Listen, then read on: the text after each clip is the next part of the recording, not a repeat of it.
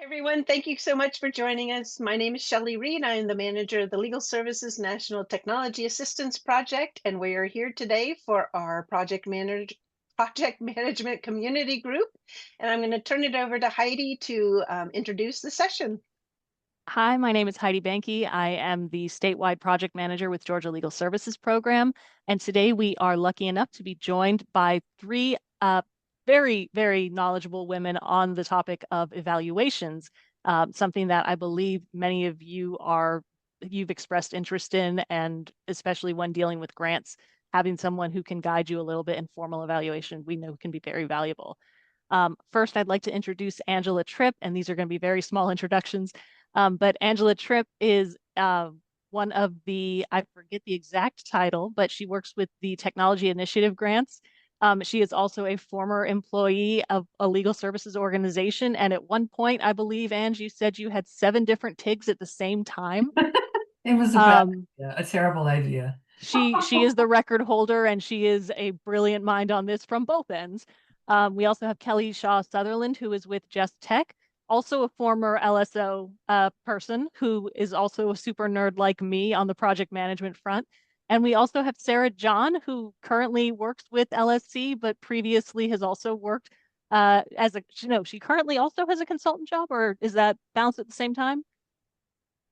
No, in the past. In the past. Okay. But she has also worked to help organizations from an external perspective. So she's got some information for you all from a different just approach than I think you'll see from the other two presenters. And in that order, I'm going to turn it over and we're going to talk a little bit about what they see and what they think. And please feel free to ask questions. You can raise your hand, put it in the chat, or save it till the end.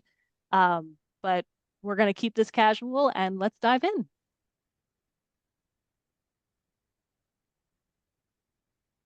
Hi, I was hoping to show some slides. Hold on one second. Here we go. Sorry, I couldn't find the right slide deck. We have too many. So as Heidi said, I am with LSC. I am a program officer for technology at LSC. I forget the title all the time, so don't feel bad, Heidi. It means that I manage approximately 1/3 of the technology initiative grants that the LSC Legal Services Corporation gives out each year. My particular portfolio is the South, so I get to work with folks like Heidi and her program at GLSP. One of the big pieces of the TIG projects is evaluation. And so I'm going to pull up some of the slides that I like to talk about that we use when we talk about evaluations, if I can find the right ones.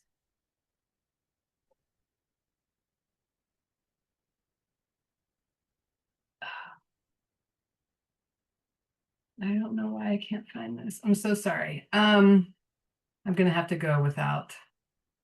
It's because we're recording. That's what happens. It is because you're recording.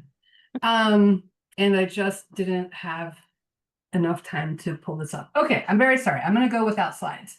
So in the olden days of TIG, we had a very structured evaluation plan that people had to prepare as part of their applications. And many of you may remember that. And when we moved to grantees, we did away with that strictness and we realized that we lost a lot of the value of evaluation plans. And so we are bringing them back and helping people to craft evaluation plans. And the biggest thing that we like to talk about when we talk about our evaluations are to think of your audience. So before I get into some of the nitty-gritty like pieces and parts of your evaluation planning for TIG projects, I want to talk about who the audience is for the evaluation that we ask you to do. Because a lot of people assume it is just us. And we are, I think, 3rd out of 4 in terms of priorities of who these evaluations are for. First and foremost, the evaluation is for you.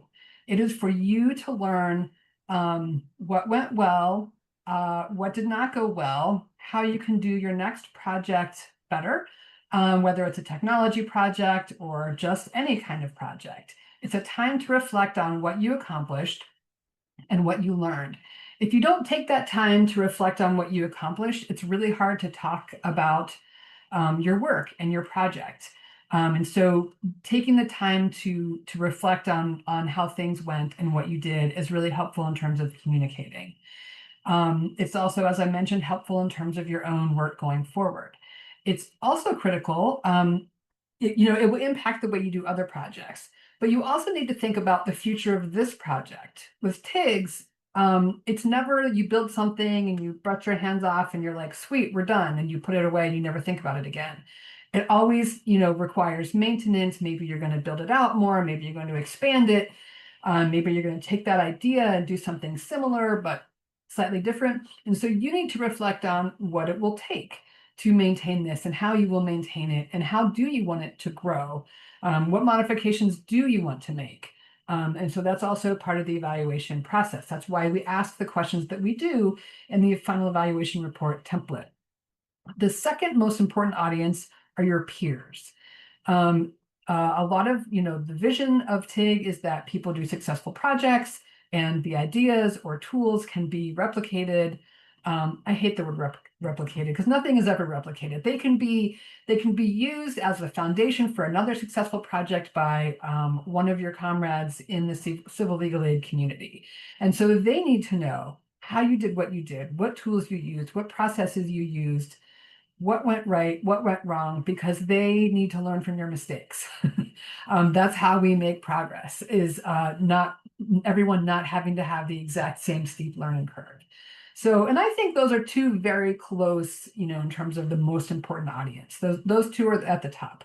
Third, as I mentioned, is LSC. As the grantee, we need to know that you did something good and useful with our money. We would like to know, we would like some specifics on what you did because it helps us talk about your work, not just as a grantee, but as a family of grantees so that, we can talk at a very high level about the amazing work that we fund. And so we need, the hard data, how many people were served, what improvements, how much time was saved, et cetera. So that's the third audience. And then the fourth audience is like Congress, right? They are the ones who give us this money to do TIGs every year. And so, we need to be able to show them, these are the amazing projects that we did. We are good stewards of your money, Congress, please and thank you. We would like some more. We would actually love an increase. And so, it is important for the funding aspect, but really, when you think about writing your report, you want to be thinking about your future self and your peers. Then the specifics of the evaluation, we'd like you to think about the different types. We think it's really important to do the evaluation plan early in the project because you need to be thinking about the data that you're going to collect throughout. You may need to collect baseline data. You need to be thinking about what it is that you're hoping to show so that you make sure that you have that you're asking the right questions, because the questions that you think, the data points that you think you might create at the beginning of the project might actually not be relevant by the end of the project. And it's better to have that realization partway through rather than 2 months before your project is supposed to end and you're looking at your evaluation plan and you're like, whoa, this tool does not do this thing that we thought it would do. So now what do I write about? So you need to be revisiting that evaluation plan as promised. Okay, hold on a second. I'll be down in a second. Sorry. Also because we're recording. You need to revisit that plan throughout your project to make sure that you still know what you're going to be measuring so that you can be planning for those measurements and making sure that you have the tools that you need and making sure that your ideas that you had about your evaluation are still relevant to how the project is changing. So I think that is enough for me. Shelley, Heidi, is there anything else you want me to cover? Anything? I guess I could talk about a few details. Is that we do require the evaluation report. We are tinkering with some other ways of doing it. including like having people do slide decks and record maybe a 20-minute presentation about their TIG project instead of the long report. So if you're interested in experimenting with one of those, let your TIG person know. Although I will just say, like, as a former grantee, when people called me and said, like, I want to talk to you, how did you build your triage system? The first thing that I did was always send them that final evaluation report, because I spent a lot of time on it to make it a really good tool. And I said, like, I can talk to you about it as much as you want, but this, like, read this first and it will give you the background and the framework and, you know, the important points. I will also say that when I was doing my evaluation, one of the best evaluation reports that I think I ever did was when we did MLH 2.0, Michigan Legal Help 2.0. And I specifically built in, like, we would meet as a team throughout the project, and I would specifically ask people throughout the project, but especially toward the end, like, you tell me, what do you think were the lessons that we learned? You know, I'm not the only one who lived through this. So, like, what were some of the biggest surprises you had? What were some of the biggest challenges from your perspective? What do you think went well? What do you think was a disaster? And just getting that broad input from folks was much, and collecting it and writing it down so that it wasn't just relying on my memory of this 3-year project when it came time to write the evaluation. So with that, I will close and hope that was useful. I will just emphasize the importance of evaluation doesn't start at the end, it starts at the beginning. And anybody who's done projects for any length of time knows that if you don't start with either in the project identifying a set of metrics that you're going to do that you think demonstrate success, or in the application phase, even starting that, it makes a whole difference in how the project progresses. I will also say that even if you're working on a non-grant, setting up the same framework or thinking of a project as a grant, especially the larger ones, obviously, I've always found that to be super helpful, because the structure that I think TIG provides, and PBIF as well, is really helpful for anybody trying to do a project on their own. But with that, let's hand over to Kelly. Hi, everyone. Thanks, Heidi. So just to kind of give you a little context, I do work for Just Tech now in project management primarily, but before coming here, I worked for about 8.5 years at Legal Aid of Nebraska as their Director of Research and Evaluation. And before that, about 10 years in public health doing systems research, program evaluation, all those kinds of things, and worked on any number of things. We did evaluations for nonprofits, like not legal aids at the time, but other nonprofits in the area where I'm at, but also a lot of big government grants, kind of like LSNTAP. And so I've kind of been involved in everything from the grant writing piece to the very end of all projects. And the one thing that I can resonate with what's already been said is, and this is a great context to have this conversation, is the planning piece. Honestly, I mean, you can't get away with doing a good evaluation without planning. And honestly, I completely agree. You want to start it at the application phase. If you're writing out what you're going to do at that application, you need to be thinking about how you're going to evaluate. At what point do you have access to potential data points?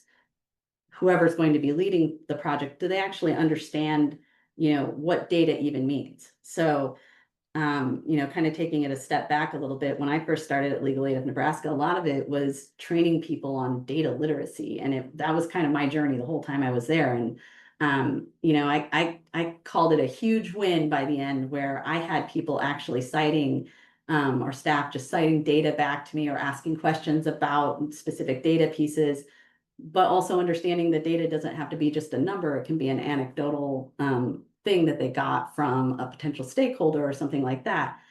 So when I left, I felt like I left in a really good place for them to have those conversations and continue to work through those things. When I first joined Legal Aid of Nebraska, there weren't that many people in the community with that type of position specifically. And so there weren't a lot of people in the community that I could lean on, but there was enough that I felt like we could help push each other. So it was really nice.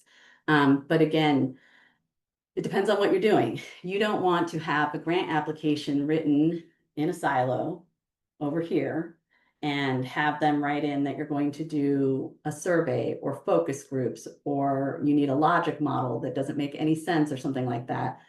They get it approved, fast forward 6 months, and now you are stuck with having to do that work, and it makes it very, very difficult. It's not efficient, it doesn't make sense, and people are often like, well, what do I do now? So that was one thing that we worked through very early on when I joined Legal Aid of Nebraska. And it is a good place, this group, because that's what I think project management at its heart is, tying all of the different pieces of the different projects that you're doing. They're complicated things, and you're already wearing a lot of different hats. And so what better way to make it work than getting it organized from the very beginning? I mean, that's the biggest piece of advice I can give anyone. Having foundations laid out, not every evaluation is going to be the same, not every project. So TIG projects lay out a foundation for you, which is really nice, or they did, and now they're getting back into it. And so that's really nice. I mean, a lot of places don't do that. The other thing from my experience that I think really worked well for me is I went from being an outside or an external evaluator to someone on the inside, what I would call like an internal evaluator. And I think both are very important. So even if you have a role as an evaluator in an organization, oftentimes, depending on the type of grants that you're getting, and mostly like federal, they might require an independent third-party evaluator, depending on what it is. And that's not a bad thing. Honestly, sometimes we're too close to our work to be able to objectively evaluate how well or not well we did things. But having somebody in-house that can liaise with an external person is also really, really good, because they can speak the language, they can translate to the stakeholders in-house and also the people externally. So if there's, it's the same thing like with project management in this group, in this context, you want to have something like that, I think, too. Somebody who's going to own the project, the process on the inside of the client versus, on the outside, who's the subject matter expert, and they're going to connect the dots. I mean, really, it doesn't matter what you label things or it just matters that you're all on the same page and you have a shared language around what you're trying to do, and you all are consistent in what you're trying to do. So, it's going to be the planning and the communication.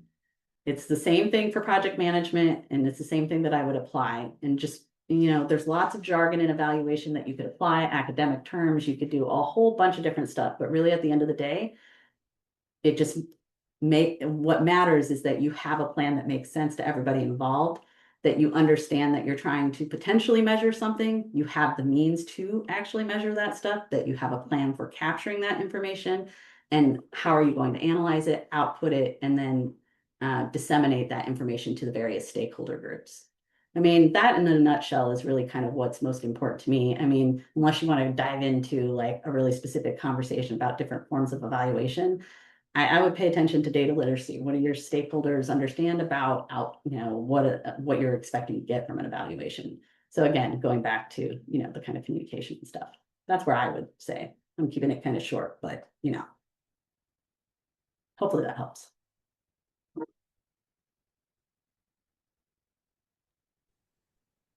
Any questions for Kelly or Ange, if you finally thought of one? Well, I can at least say when people start coming back to me asking for data, yes, it is the biggest win ever. People are usually afraid of math and Excel, and when I can present them a spreadsheet and they're like actually using it, oh my God, best feeling in the world.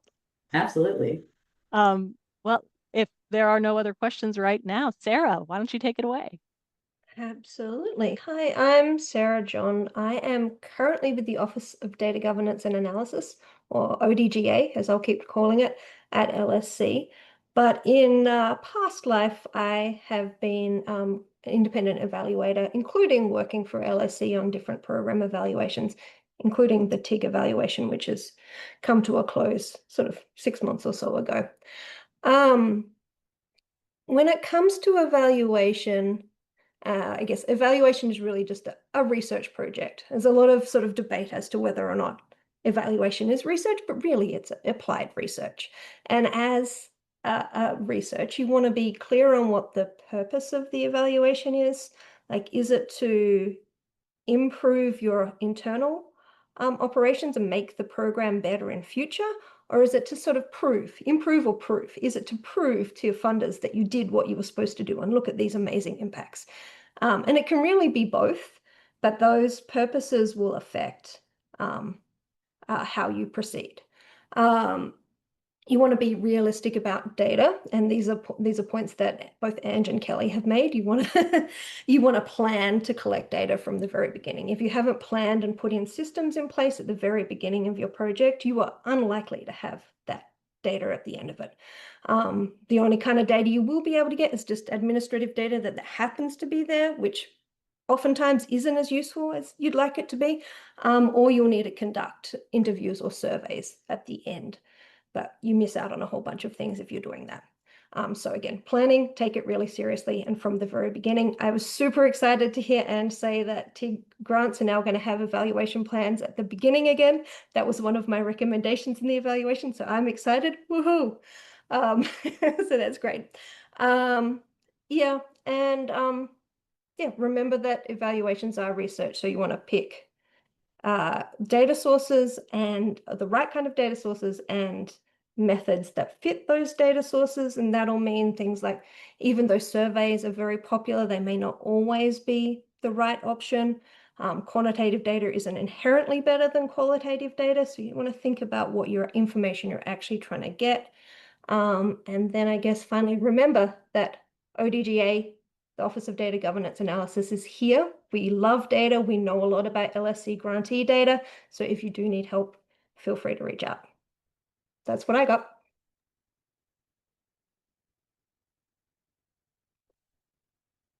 Well, That's awesome. yeah, Sarah, I'm interested in, when you're in your past life as a consultant, how frequently did you walk in and find that somebody or an organization just was not exposed to evaluators and you had to train them on what you do as you're going through it? Well, you're really quite common. And it's that same experience of, in the modern day, everybody thinks that they know something about data because there's so much around. We see so many reports that, have numbers in them. And so people feel like this is going to be easy, and just explaining that there's this process and there are inherent limitations. But yeah, that's pretty common. And it's where everybody starts.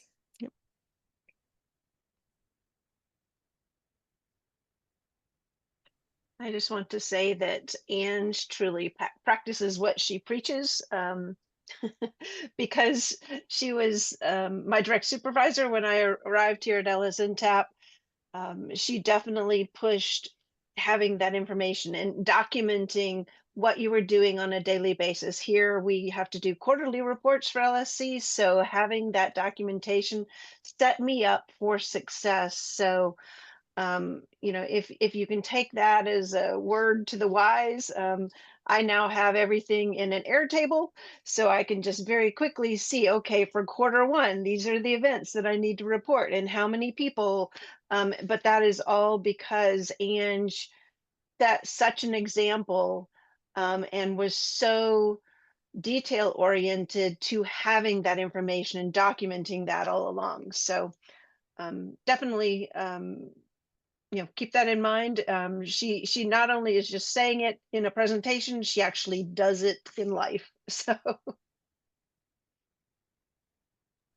I learned it the hard way.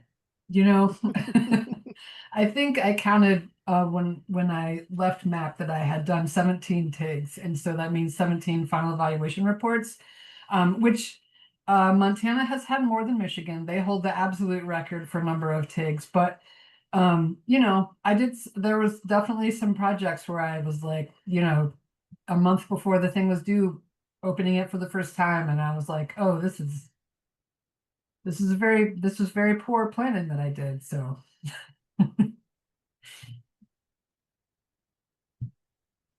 I think something that's interesting that hasn't really, I mean, it's kind of been coming up is we talk about different kinds of data, but the kind of tension between qualitative and quantitative data and whether or not one is better than the other. For me personally, I think that I'm more of a mixed methods kind of person. I feel like both have value and can do different things. Sometimes I feel like you can get the hard evidence of what works and what doesn't from your quantitative, and you can get the context for why it did or didn't from the qualitative. But sometimes you don't have the ability to do things at certain points, so you have to make decisions.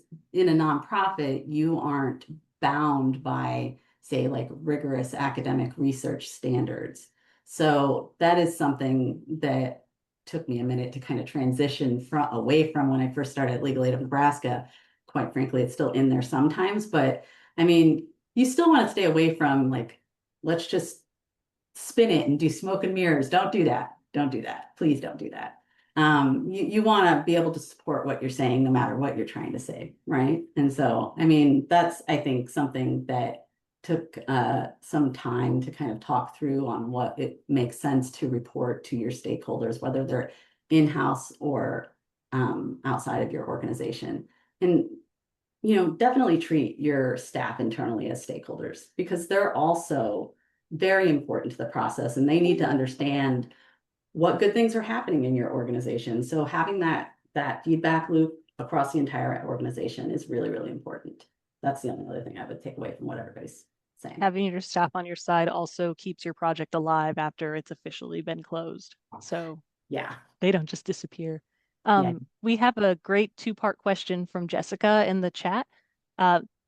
Any recommendations for templates discussing or planning project for evaluation? And in addition, how much time should we allocate for this step in setting measures?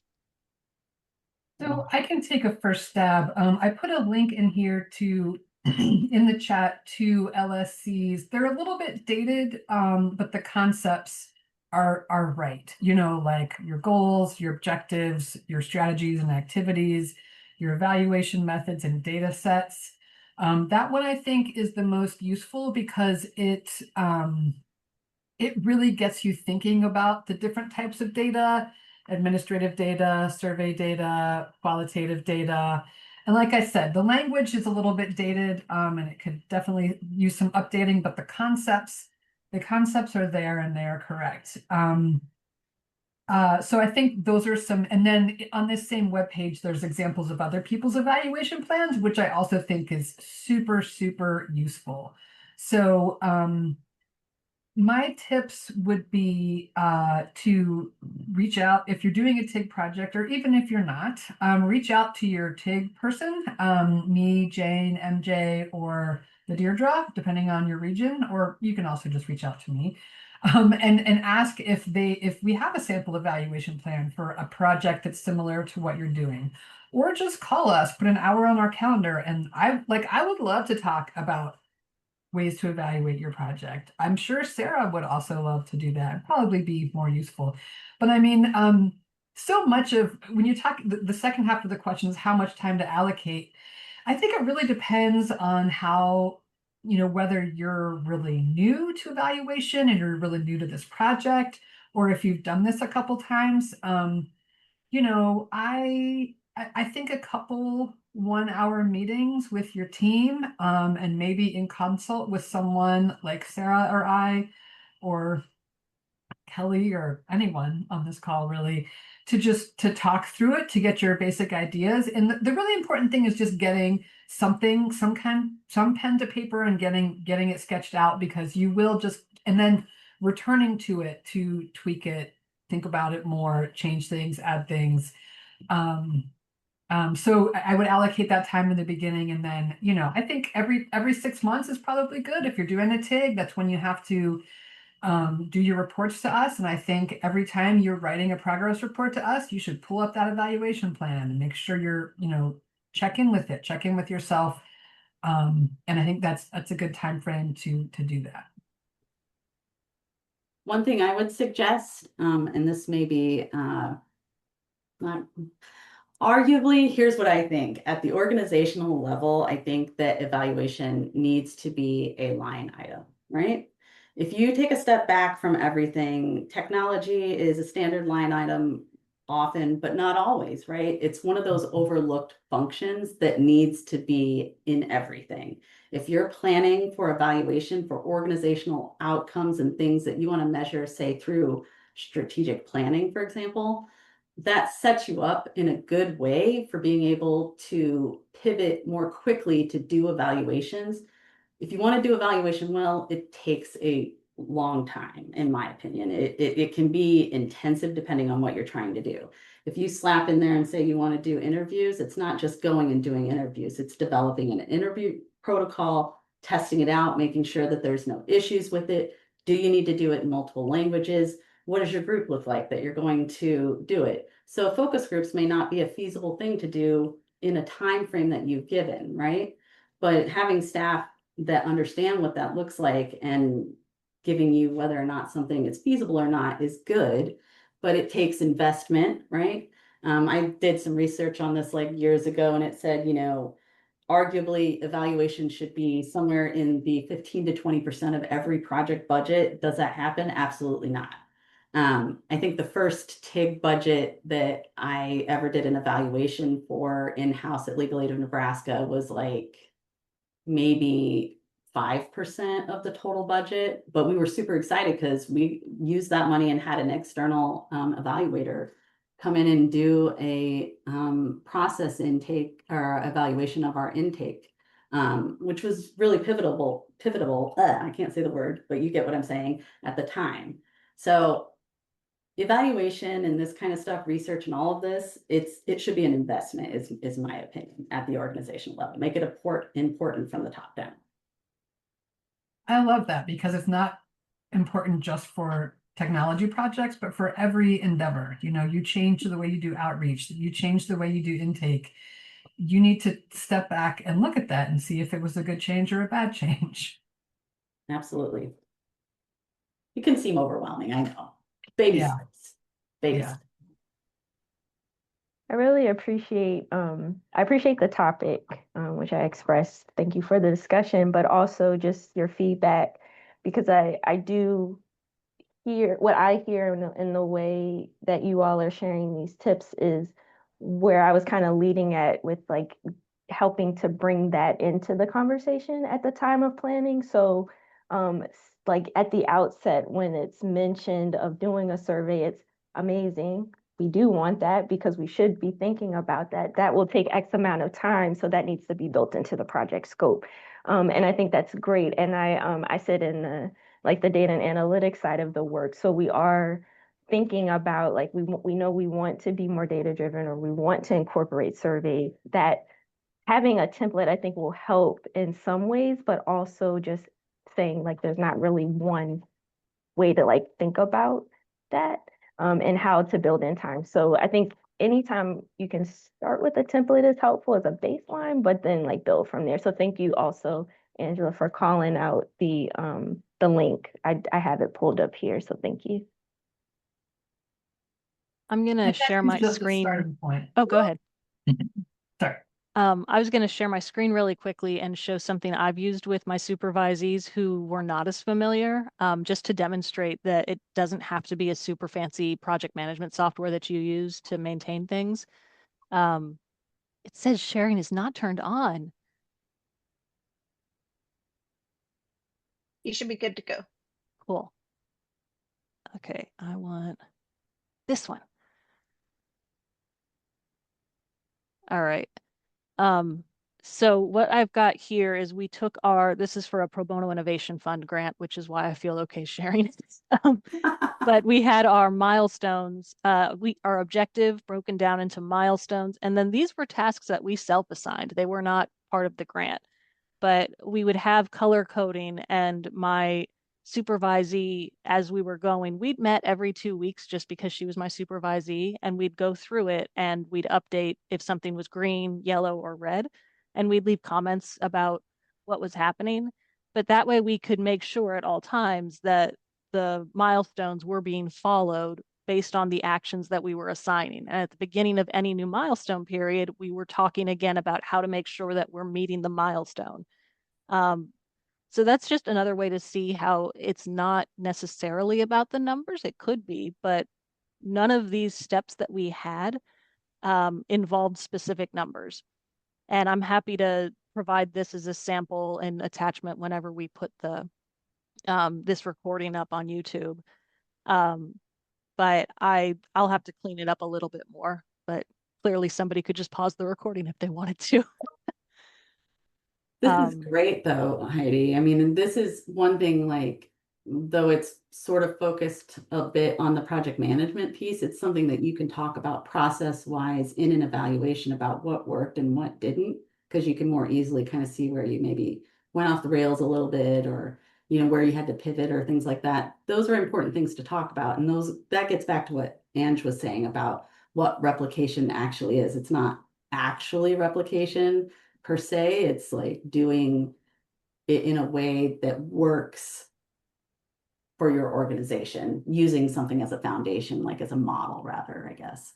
Well, and it's got to be whatever you use. Shelley is absolutely right. Whatever method you choose to document things, just document, and you don't have to make sure it's something you'll use. Don't create some fancy old thing. And yeah, I guess it would be a fancy new thing, but Well, and you also don't want to, just because somebody else is raving about a method, you know, if you won't use it, it's not a good method. So whatever it happens to be, find what works for you. You know, it could be a pen and paper notebook that's specific to this project, or, you know, something, but it's someplace, somewhere, you know, and then you make it a routine, a habit. Every time something happens, you try something new, just make sure you're documenting it. so important. And I guess don't be afraid to ask other people to take a look at your evaluation plan or discuss your ideas with others, because, yeah, I mean, some things seem to make sense when you're looking at it on paper inside your organization, but these are fun ideas to talk about how to evaluate a program. Well, I'm And if you definitely, don't, oh, go ahead.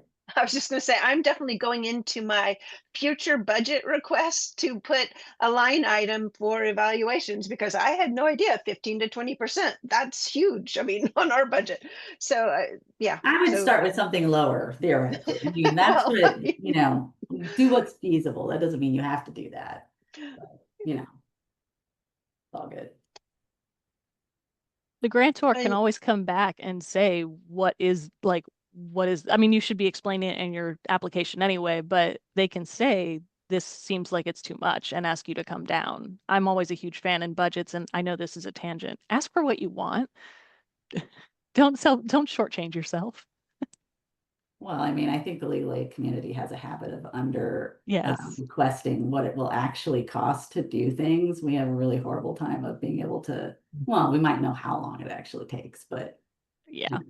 No, a future session should definitely be about budgeting and asking for what you want and how to figure that out. And I'm not perfect at it by any means, but I definitely have a tendency to overestimate rather than under. yeah. I mean, another thing you can do too to help with these kinds of things is if you live in an area where it makes sense to make, you know, kind of unfunded, like informal partnerships or even formal partnerships with your universities or colleges that have programs. You know, evaluation as a discipline has been growing for several years, and go to the American Evaluation Association website. It doesn't cost anything, I don't think. Well, you might have to pay a small fee to become a member so that you can get into their resources, but you can actually put your evaluation requests out on their website, and they'll connect you with independent evaluators and things like that. So then I'll put it in the chat, but it's a good resource.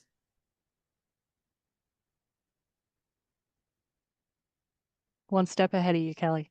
Oh, you got it. Awesome. Thank you.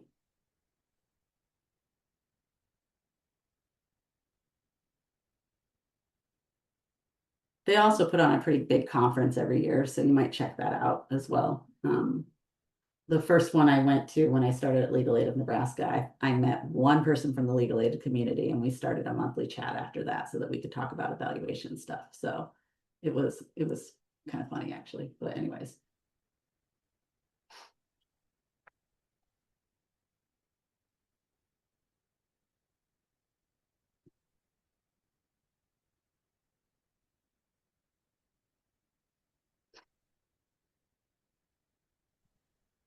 Well, part of the process of these focus groups is not just to have presentations and hear things, but also to let you all have a forum to talk about your own experiences with evaluation.